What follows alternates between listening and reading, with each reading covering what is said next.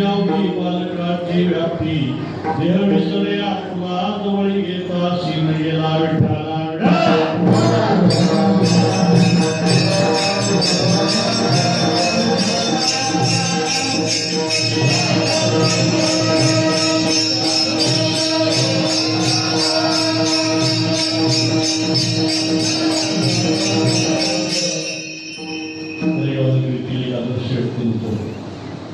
तुमच्या आमच्या सगळ्यांच्या परिचय आणि एक ज्येष्ठ पत्रकार म्हणून ज्यांचा संपूर्ण तालुक्यामध्ये एक वेगळ्या प्रकारचा भाषा आहे श्री पांडुरंग वर्गे यांच्या मातोश्री कैलासवासी श्रीमती हिराबाई रामचंद्र पटेल यांच्या पक्षपूर्ण समितीच्या निमित्ताने आजची ही केलेली आहे.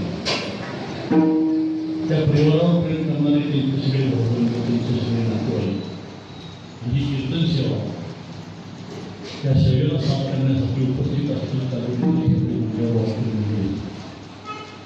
आज वसंताच्या निमित्तानं ही कीर्तन सेवा असावी संत वचन हा संपन्न व्हावा यासाठी पांडुरंग वर्गे यांनी केलेला संकल्प या कीर्तनाच्या निमित्तानं करण्यात यावा जात आहे.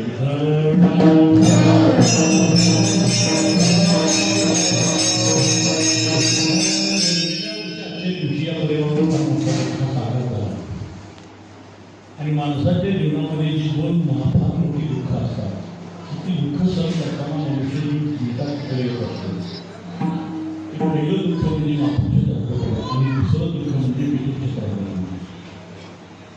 आपल्याला जगामध्ये सगळं काही असलं तरी आई वडील असणं अतिशय महत्त्वाचं असतं. सगळं आहे आणि आई वडील नाही खऱ्या अर्थानं तो परिवार किंवा त्या व्यक्ती अनाथ होत असतो. म्हणून ज्यावेळी पांडुरंग हा विश्वासा नाही बाबा त्याला आई नाही असा प्रश्न संत शिरोमणी नामदेवांनी विचारला.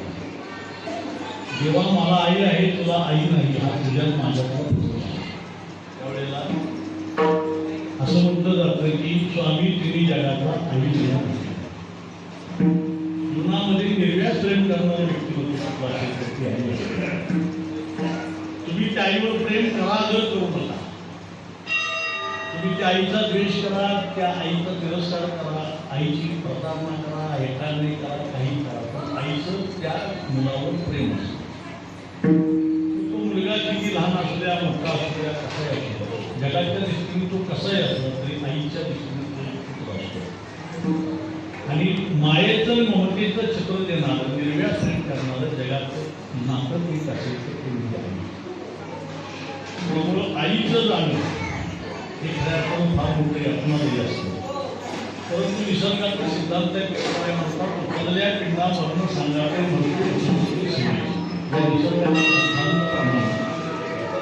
या मातेचा मृत्यू आजच्या दिवशी गेल्या वर्षी संपन्न झाला आणि मरणोपरांत अनेक आज आपण त्यांच्या मरणोपरांताच्या शेवटच्या विधीपर्यंत पोहोचलेलो आहे.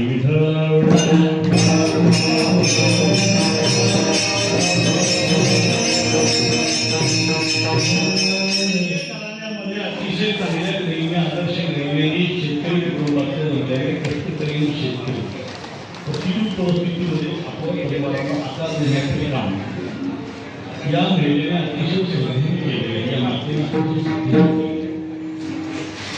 अलीकडच्या काळामध्ये जर पाहिलं तर आपल्याला लक्षात येतं की ह्या पिढ्याचे घडलेले ते आपल्या वाढवडिलांच्या संस्काराने जरा पलीकडे सांगा ना 12 वाजेपर्यंत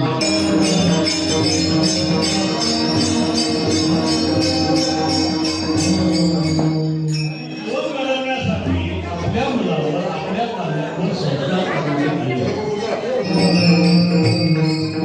आई आपल्या बाळावर संस्कार करते आणि त्या संस्कारामुळे आपल्या पाल्याची जन्म होतो.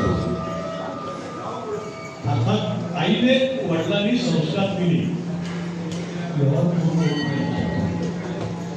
व्यवहार पूर्ण कधी होतो आई वडिलांनी संस्कार दिले आणि ते मुलांनी प्रामाणिकपणे स्वीकारले. आई वडील संस्कार देऊ इच्छितात पण जर मुलांनी स्वीकारलेच नाही तर त्या मुलांच्या आपण आपल्या बाळाचं चांगलं व्हावं आपल्या मुलाचं चांगलं व्हावं अशी एक निर्मळ आणि शुद्ध भावना घेऊन आई वडील आपल्या मुलांच्या संस्कार करतात. या मातेवरच आपल्या मुलांच्यावर तशाच पद्धतीचे संस्कार घडवले आणि त्या संस्काराचं फलस्वरूप म्हणजे आज ते संपूर्ण या सामाजिक व्यवस्थेमध्ये एक अतिशय चांगल्या पद्धतीचा आदर्शवत जीवन जगतात ही त्या आईची पुण्य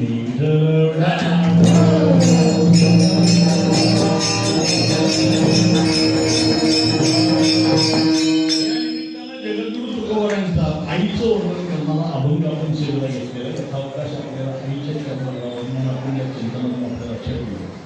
पण तत्पूर्वी वसंताच्या कीर्तनाचे 2 भाग पडत असतात. हे निर्मिती कीर्तन आहे. 2 भाग असे की गेल्या वर्षी आजच्या दिवशी त्यांचा मृत्यू झाला आणि मृत्यूपर्यंत जे जे विधी केले गेले त्याचा थोडासा आढावा घेणं अतिशय महत्त्वाचा असतो. कारण प्रत्येक विधीला संतोषण आहे. अगदी गेल्या वर्षी प्राणज्योत घालवली आणि मग माणसाचा मरणोपर्यंत पहिला अतिशय सन्मानपूर्वक विधी केला जातो. श्रद्धायुक्त अंतःकरणाने शोकाकुल अंतःकरणाने विधी केला जातो. त्या विधीचं नाव आहे अंत्यसंस्कार. आता अंत्यसंस्कार करणं म्हणजे नेमकं काय तर जगद्गुरु तुकोबांनी अशा अभंगातून वर्णन केली. अंत्यसंस्कार म्हणजे काय तर तुकोबाराय म्हणतात दिली तिळांजली कळवून नामाशी देह जाता त्याशी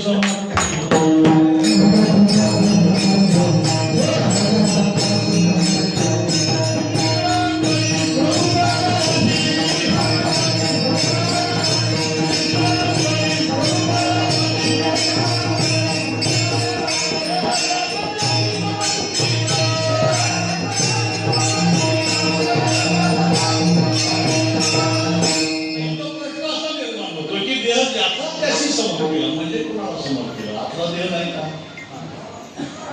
हा आपला देह नाही. आपण फक्त या देहाचे वैवाळदार कुळ लावून बसलो आहे. कुळ लावून तसे हा देह पात्रांचा असतो आणि त्या अग्नी संस्काराच्या निमित्तानं तो पंचतत्वात विलीन केला जातो. पण हा विलीन करत असताना आपल्या लक्षात येतं की संतांनी जे जे विधी सांगितले ते आपण करत असतो पण आपल्या लक्षात येत नाही. काय विधी सांगितलंय की मला मी खांद्यावर गाडवी घ्यायचं त्यात पाणी भरायचं काय करायचं त्याला हा पहिला विधी सुरू झाला. प्रदक्षिणा घालायचा आणि मग तो घट फुलायचा. 5 प्रदक्षिणा तुकोबांनी याला सुद्धा वचन दिलं की कोणा तुकोबांच्या संतांच्या वचनाप्रमाणे ही विधी चालतात. काय म्हणतात तुकोबांना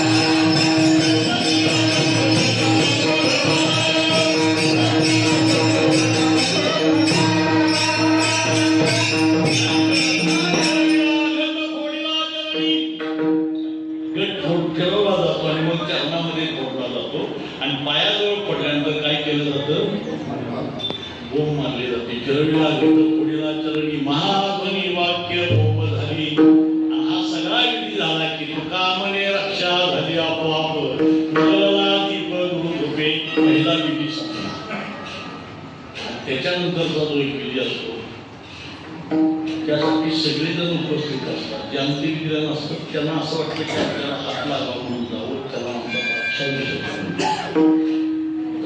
रक्षाभिषेक विधी म्हणजे नेमकं काय तर हा संपूर्ण अग्नीमध्ये आणि आकाशामध्ये हा देह संपन्न होऊन म्हणजे हा मिसळत असताना उर्वरित जो शेष भाग आहे तो पुन्हा पंचतत्वापैकी पाण्यामध्ये विलीन होतो आणि देहाचं अस्तित्व खऱ्या अर्थानं संपलं. खऱ्या अर्थानं संपलं. लक्षात ठेवा माणसाचा मृत्यू म्हणजे देहाचा अंत म्हणजे मृत्यू नाही. खरा मृत्यू कधी असतो? त्या व्यक्तीनं दिलेले आचार विचार नष्ट झाले की खरा मृत्यू. आज या वर्षाच्या निमित्तानं काय करायचं?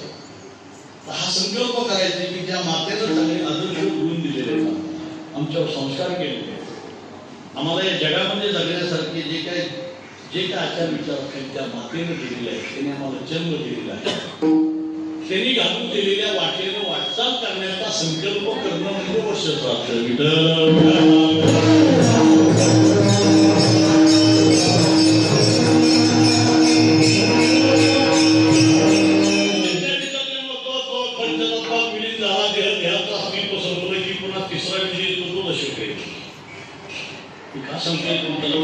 आपल्याला वर्षापर्यंत प्रवास माहिती असला पाहिजे. यासाठी संतांनी आणि कशा पद्धतीने वचन दिलेले आहेत याचं थोडंसं चिंतन होणं गरजेचं आहे, कारण ही नेहमीची अशी चर्चा पुन्हा इतर वेळेला होऊ शकते असं नाही. पण इथं वास्तुकीला जर असं सांगत बसलं तर माणसं पुन्हा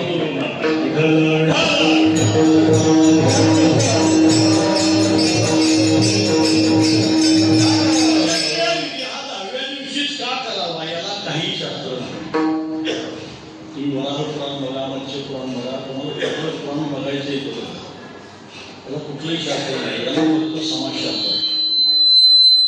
आणि ते समाजशास्त्र असं आहे की पूर्वीच्या काळात लांब असलेल्या एखाद्या नातेवाईकाला कळवण्यासाठी कुठलंही साधन नव्हतं. लांब असलेल्या व्यक्तीला, नातेवाईकाला मुलगी दिली असेल किंवा सुनबाई दिली असेल किंवा आणखी कोण असेल, माहेर असेल लांब, तर त्यांना कळवायला कुठलंही साधन नव्हतं.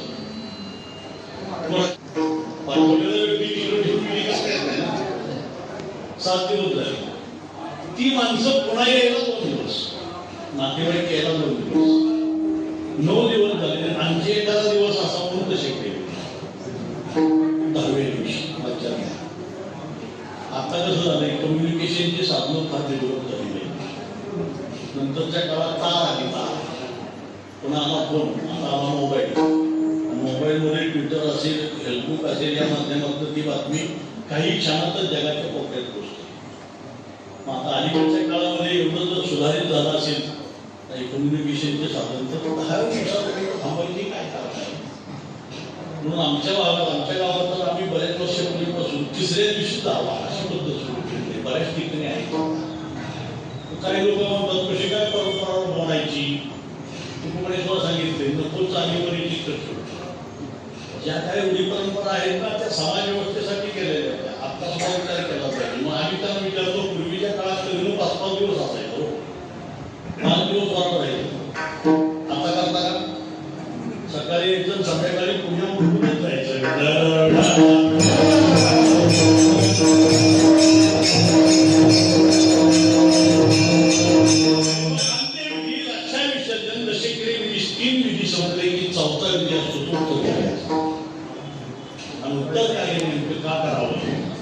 ज्यांनी आम्हाला जन्म दिलेला आहे, तुकोबाराय म्हणतात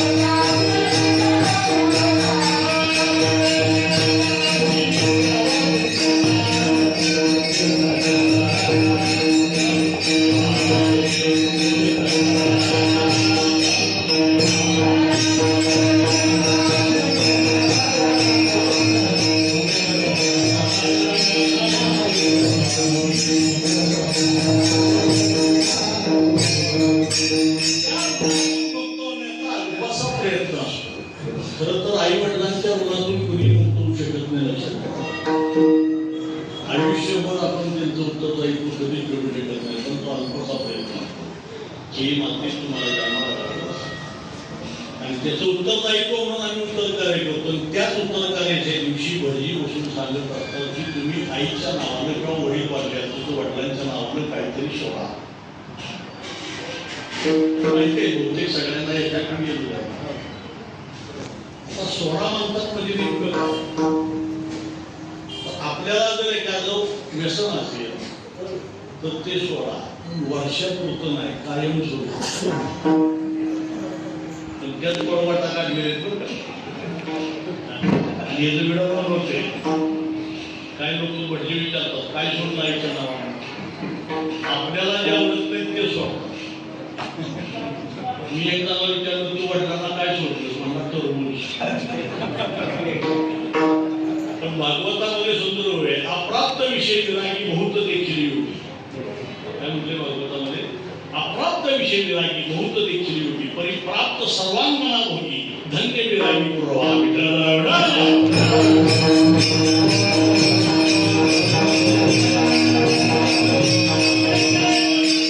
तुम्हाला जर एखादं व्यसन असेल तर ते व्यसन कायमस्वरूपी सोडा. वर्षभर नव्हे तर आयुष्यावर.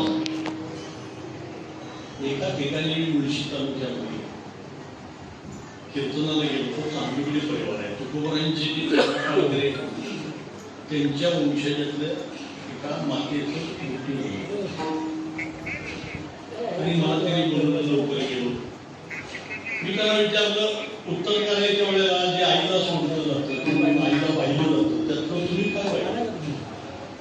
ते ऐकल्यानंतर तुम्हाला सुद्धा आश्चर्य वाटेल. मी सुद्धा आश्चर्यचकित झालो. त्याने सांगितलं मी आईसाठी दूध पाळले. दूध काय पाळले. दूध म्हणजे दुग्धजन्य पदार्थ कुठलाही खायचा आणि ते वर्षासाठी नाही तर माझ्या आयुष्याच्या शेवटपर्यंत मी पाळले. आम्ही डॉक्टर असल्यामुळे आम्ही त्याला सांगितलं अरे दूध हे प्रोटीन आहे, त्यात प्रोटीन्स असतात, व्हिटॅमिन्स असतात, शारीरिकदृष्ट्या काय बरोबर नाही. त्याने उत्तर दिलं म्हणजे माझं वय आता 66 वर्ष आहे, मी किती जगणार आहे. पण ज्या मातेनं मला दुधावर वाढवलं, दूध पाजलं, ती माताच नसेल तर मला दूध तरी काय करायचे.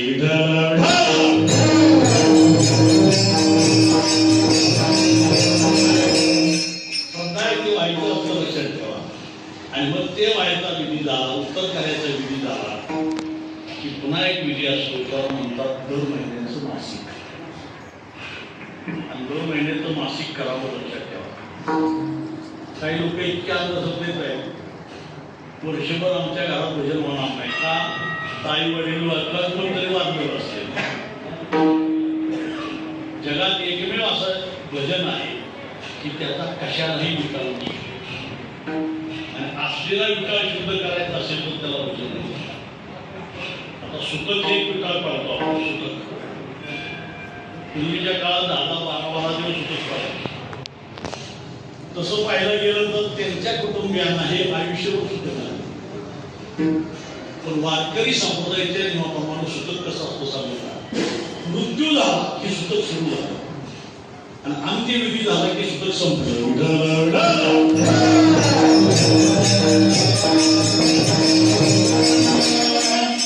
आपण काय करतो जर मालकरी जर व्यक्ती असेल तर आपण दिंडी लावतो. बरोबर आहे. जाग्यापासून दिंडी लावतो तिथं आपण करून घेतो. मग आल्यानंतर पप्पा टाळ धुतो. आपल्याला विठाल लिंबूला जातो. भजनानं लक्षात ठेवा. भजन हे सगळ्यात महत्वाचं आहे. भगवंताचं नामस्मरण सगळ्यात महत्वाचं आहे. पवित्र सगळ्यात महत्वाचं आहे. कीर्तन सगळ्यात महत्वाचं आहे. काही लोकांच्या डोक्यामध्ये असा प्रश्न निर्माण होतो की या निमित्ताने कीर्तन कसं असावं. पडगे परिवाराने आम्हाला बोलवलं, पांडुरंग पडगेंनी, नारायण पडगेंनी आम्हाला बोलवलं, आम्ही आलो, फुलं टाकली, प्रसाद घेतला, निघून गेलो.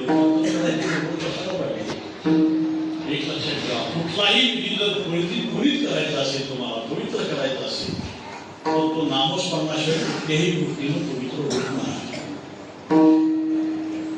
हे मी नाही सांगत, हे संतांनी सांगितलेले ते स्वामामध्ये. रक्षा विसर्जन करून आलो की आपण अंगावर काय घेतो. कशासाठी.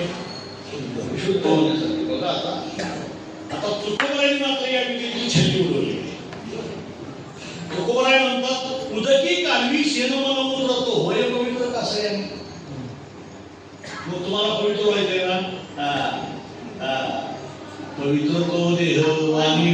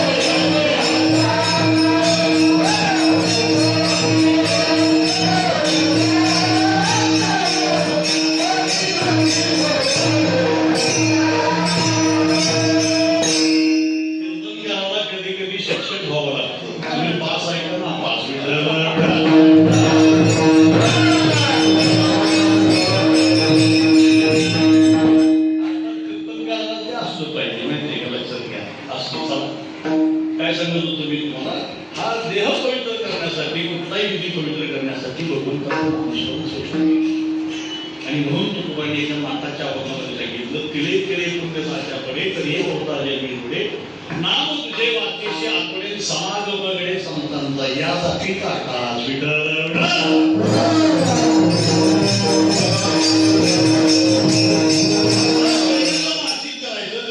भजन ठेवायचं, कीर्तन ठेवायचं, प्रवचन ठेवायचं, सुतक मानायचं नाही. जेवढे तुम्ही विधी कराल ना तेवढे विधी त्यांच्या चरणावर समर्पित होत असतात. तुम्ही भजन ठेवा, कीर्तन ठेवा, काय काही ठिकाणी कीर्तन आम्ही करतो, दर मासिकाची कीर्तन. आपल्या भागात नाही पण दशक्रिय विधीला स्मशानभूमीमध्ये प्रवचन करतो. सकाळी 7:30ला पुणे जिल्हा असू द्या, नगर जिल्हा असू द्या, रात्री 2-2, 2:30 वाजता निघतो आम्ही आणि पहाटे 6:30, 6:45ला लोक स्मशानभूमीत असतात. तिकडे दशक्रिय विधी चाललेला असतो, इकडे प्रवचन चाललेलं असतं. नाहीतर इतरच गप्पा मारण्यापेक्षा ते नाही का, ते प्रवचन तरी तर मागे त्यांना समजत, पण आपण तसं नसतं. आमच्या विधीला जा, सातच्या विषयाला जा, दशक्रिय विधीला जा, टोळकी टोळकी बसलेले असतात. शिवसेना, राष्ट्रवादी, अमुक आणि नको ते चर्चा असतात. त्यापेक्षा प्रवचन नाही का, संतांनी सांगितले. संतांनी कसं असतं माहिती का, आजचंही कीर्तन त्या मातेच्या विधीच्या निमित्तानं असतं, तरी त्या मातेच्या विधीच्या पेक्षा आपण जे आहेत ना त्यांनाच फार उपयुक्त आहे.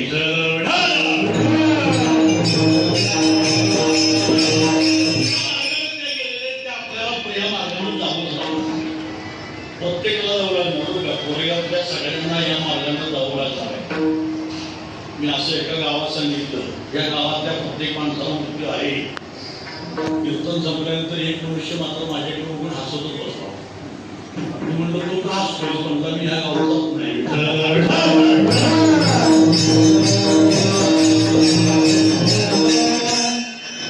त्याच्यानंतर हा दशक्रिय विधी उत्तर काढला आणि मासिकाचा विधी संपला.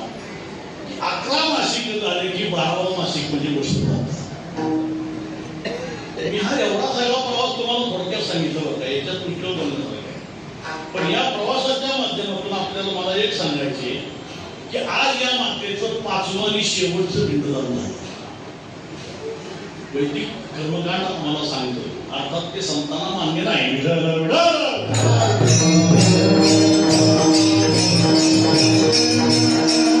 5वा पिंडदान झालं या मातेचं, हे 5वं शेवटचं.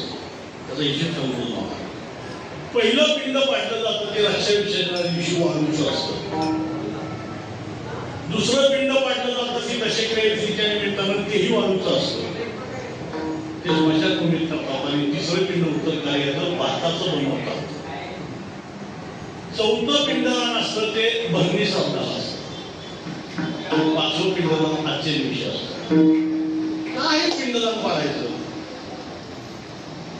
पूर्वीपासून आले म्हणून काय?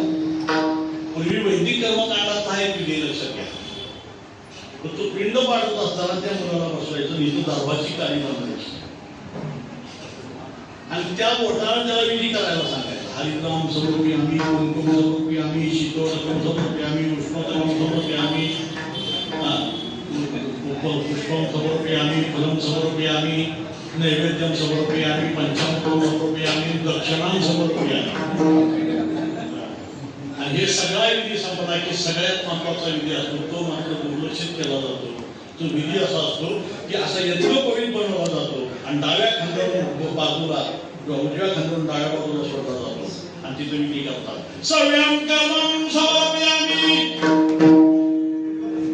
असतील म्हणजे तर त्यांना विचारायचं काय, मी सुद्धा हा विधी करू शकतो पण मी भटजी वारकर येत नाही.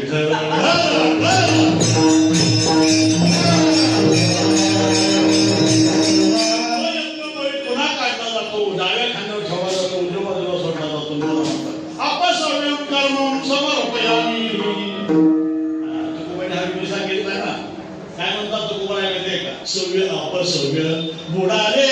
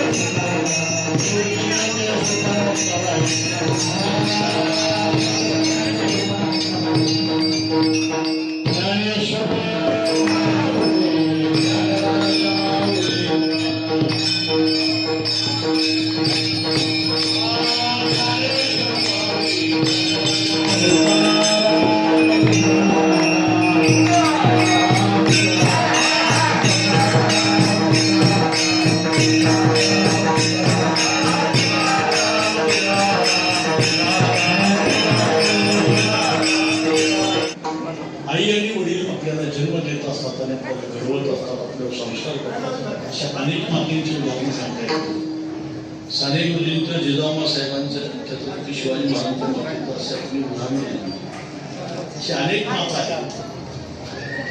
भगतसिंगांना फाशीवर चढवायच्या अगोदर आईला भेटायची इच्छा व्यक्त केल्यानंतर आई भेटायला गेली भगतसिंगांना. त्यावेळेला आई रडायला गेल्यानंतर सांगितलं, आई रडू नकोस. भगतसिंगांची आई रडवेली आहे आणि रडकी आहे असं जगाला संदेश जाईल आणि माझं बलिदान रडायचं नाही. त्या मातेनं ते दुःख दिलं की आपला एक पुत्र या भूमीसाठी, भारत भूमीसाठी खऱ्या अर्थानं फासावर जातोय, आनंद व्यक्त केला. आणि भगतसिंगांना फासावर दिल्यानंतर साधारणपणे 50 वर्षाच्या कालावधीपर्यंत आई जिवंत होती. त्या आईला एका ठिकाणी भगतसिंगांच्या जीवनावर एक जणांना ग्रंथ लिहिलेला होता. त्या ग्रंथाच्या प्रकाशनाला बोलवलं होतं. भगतसिंगांची आई आपल्या गावात येणार. लाखो तरुण एकत्र झाले होते की ज्या भगतसिंगाने आपल्या देशासाठी आपली प्राणाची आहुती देण्यात आली. असे भगतसिंग कुठल्या मातेच्या पोटी जन्माला आलेले आहेत. तर वाढवी महत्व वडिलांचे, आई वडिलांचं महत्व आपल्या मुलांच्या कर्तव्याने वाढत असतं, लक्षात ठेवा. अशी आई आम्हाला पाहिजे म्हणून हजारो तरुण युवक गोळा झाले. रेल्वे स्टेशन पासून त्या गावात जाईपर्यंत उज्जैन मधलं गाव आहे, प्रचंड रॅली काढलेली होती, प्रचंड फार मोठी मिरवणूक काढलेली होती. आणि भगतसिंगांची आई स्टेजवर गेल्या आणि त्यांना कळालं की भगतसिंगांच्या जीवनावर एक चरित्रग्रंथ लिहिलेला आहे. त्यावेळेला त्यांनी सांगितलं, कोण म्हणतं माझा भगत गेला, कोण म्हणतं माझ्या भगतसिंगाला फासा उतरवलं. आणि ही सगळी तरुण मुलं आहेत, याच्यामध्ये मी भगतसिंग बघते अशी म्हणणारी आई. त्यांनी सांगितलं की नुसत्या भगतसिंगाला फाशी दिलेली नाही, त्यावेळेला कोणाला दिली होती, राजगुरू सुखदेव आणि भगतसिंग यांची गाथा दिली होती. जोपर्यंत तुम्ही त्या दोघांचं चरित्र लिहित नाही तोपर्यंत भगतसिंगाच्या ग्रंथाचं प्रकाशन मी करणार नाही. न प्रकाशन करता परत येणारी ती आई होती, लक्षात ठेवा. आई अशी असते, आपल्या बाळापुरतं काहीतरी या संपूर्ण विश्वामध्ये असलेले जे जे ते पुत्र मानणारे असे असतात, ते संत असतात. आणि संतांची विचार घेऊन अशा पद्धतीचे महामानव घडले, ते मातेच्या संस्कारामुळे घडले. आणि अशाच मातेच्या पोटी जन्माला आलेले जे पांडुरंग वर्गीय असतील, नारायण वर्गीय असतील, आज या जगामध्ये या समाजामध्ये त्यांना एक विशिष्ट पत्रकार हा तिसरा डोळा आहे बघा, लक्षात ठेवा. आणि मग अशा पद्धतीचं नॉलेज असणारी मुलं या आईने आपल्या पोटी जन्माला घातली. दोन मुली आणि 2 मुलं यांच्यावर संस्कार केले. वर्गीय घराण्यातल्या त्यावेळेला असलेले सुभेदार सीताराम बर्गे यांच्या या खुशी आहेत. रामचंद्र सीताराम बर्गे यांच्या पत्नी आहेत आणि पांडुरंग रामचंद्र बर्गे, नारायण रामचंद्र बर्गे यांच्या त्या मातोश्री आहेत. असा त्यांचा जीवन प्रवास. त्या जीवन प्रवासामध्ये अनेक पिढ्यांवर संस्कार करून त्या पिढ्या स्थित करण्याचं मत कार्य त्या मातेवर केलं. त्या मातेवर पांडुरंग बर्गे आणि त्यांच्या कुटुंबियांनी तसंच प्रेम केलं आणि ते प्रेम जोपासत त्यांनी अंत्यविधीपासून जी विधी अतिशय श्रद्धायुक्त अंत्यकरणाने करत असताना हाही विधी संत वचनानं संपन्न व्हावा यासाठी त्यांच्या या परिवाराचा संकल्प पूर्ण केला जातोय. आपण सर्वजण या मातेला अखेरचा निरोप देण्यासाठी विनम्रपूर्वक अभिवादन समर्पित करण्यासाठी बहुसंख्येने उपस्थित आहात. प्रत्येकाचा नामोल्लेख शक्य नाही, परंतु वारकरी संप्रदायातले सर्व मंडळी आमचे हरिभक्त चंद्रकांत गवळे महाराज असतील, आमचे दशरथ महाराज असतील, आमचे कुंभारांना असतील, प्रकाश महाराज सावंत असतील, आमचे सुतार मिस्त्री असतील, रमेश नाळे यांनी या कार्यक्रमाचे आयोजन केलं, आमचे ते लहान मिस्त्री असतील आणि त्याबरोबर राजकीय क्षेत्रामध्ये काम करणारे जिल्हा मध्यवर्ती बँकेचे संचालक सुनील खत्रे साहेब असतील, जिल्हा परिषदेचे माजी अध्यक्ष, सगळ्या समाजाचे विशिष्ट नाव जोडलेले आपल्या सगळ्यांच्या वतीत असलेले शिवाजीराव महाडिक सर असतील आणि इतर सगळे मान्यवर, या गावातले सगळे मान्यवर, जे व्यापारी आमचे मार्गदर्शक असतील, सगळे ज्यांच्याशी आपण परिवाराशी संबंध आलाय, त्या परिवार प्रेम करणारे सगळे आपले इष्ट, सगळे खरे मित्रमंडळी, त्यांचे सगळे बांधवांमधले सगळे पदाधिकारी, सर्वजण आपण उपस्थित आहात. त्याच विनम्रपूर्वक अंतःकरणाने या मातेला शेवटचं अभिवादन करूया. एक अभंग म्हटला जाईल आणि अभंग म्हटल्यानंतर पुष्पवृष्टी झाली की आरती होईल. आरती झाल्याशिवाय हा विधी संपत नसतो, लक्षात ठेवा. आरती हे महत्वाचं आहे, सगळ्यांना आरती होईल. आपण या सगळ्यांच्या वतीनं श्री पांडुरंग बर्गे आणि नारायण बर्गे त्यांच्या भगिनी असलेल्या त्यांच्या मातोश्री श्रीमती कैलासवासी, त्यांचं नाव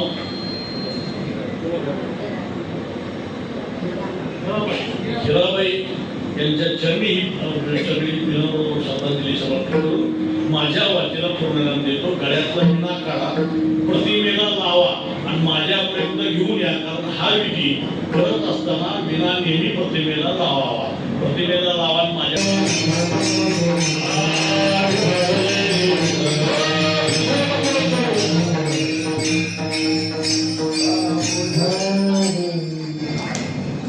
आता माझ्या दुःखा कोण हो सांगा, आता माझ्या दुःखा कोण हो सांगा,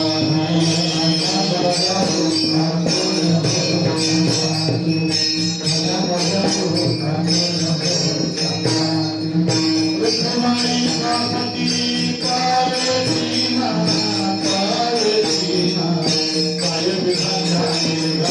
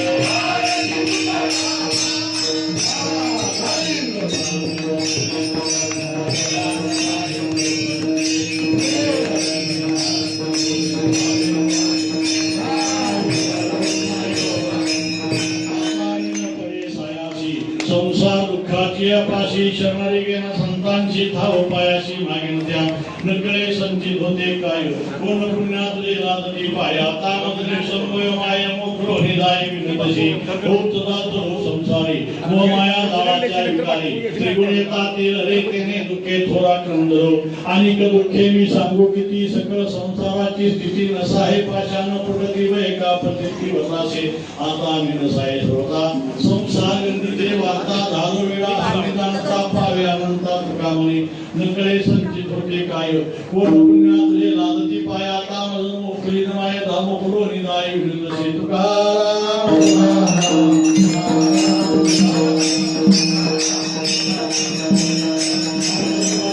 हरे तयाम समाज्या सकला हरियादा सा कंपनीची बाधा हो कोले काही संतवणे चिन्ह